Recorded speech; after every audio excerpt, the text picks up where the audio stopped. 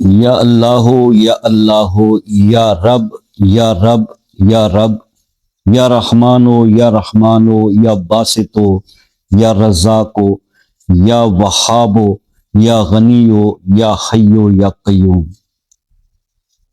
یہ دعا، یہ دولت کا سمندر ہے. یہ دعا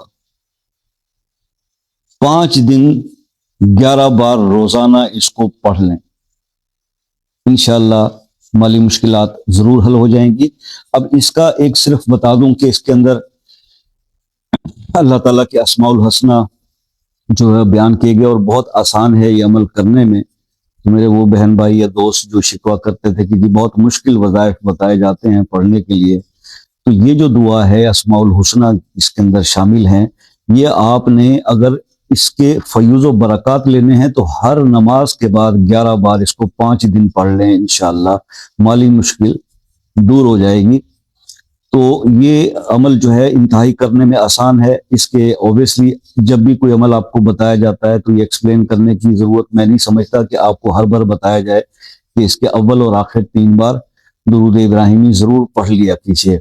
اور یہ ہے کہ بعد میں دوسری بات یہ ہے کہ نمازوں کی پابندی تو ہر مسلمان پہ فرض ہے. اس کا بار بار کہنا تو عجیب سا لگتا ہے، کیونکہ جو شخص نماز سے غافل ہے تو اس کا کچھ بھی نہیں ہو سکتا.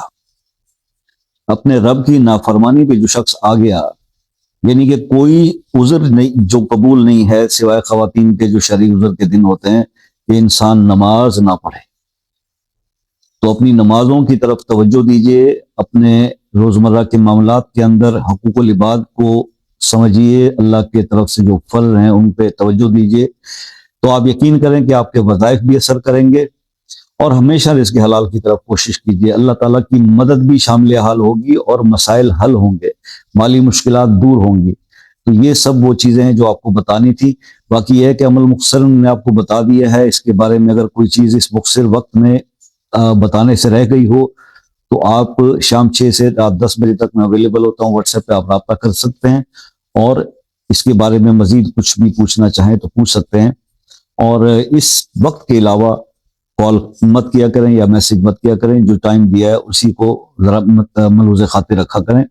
اور باقی انشاءاللہ جو ہے اگر کوئی ایسا مسئلہ جو آپ سے وظائف کر کے بھی حل نہیں ہو پا رہا، یا آپ وظیفے کر کے تھک گئے ہیں، تو اپنا مسئلہ اپنے نام کے ساتھ کمنٹ میں لکھ دیجئے، انشاءاللہ اسے خصوصی دعاؤں میں شامل کریں گے. پچھلے دنوں ایک بہن کا مجھے شکریہ کا میسج آیا، فون بھی کیا انہوں نے کہ جی آپ کی دعاؤں کی برکت سے اللہ پاک نے میرے شوہر کی پروموشن کر دی. تو میں نے ان سے یہ کہا کہ شکر ادا کریں اللہ پاک کا.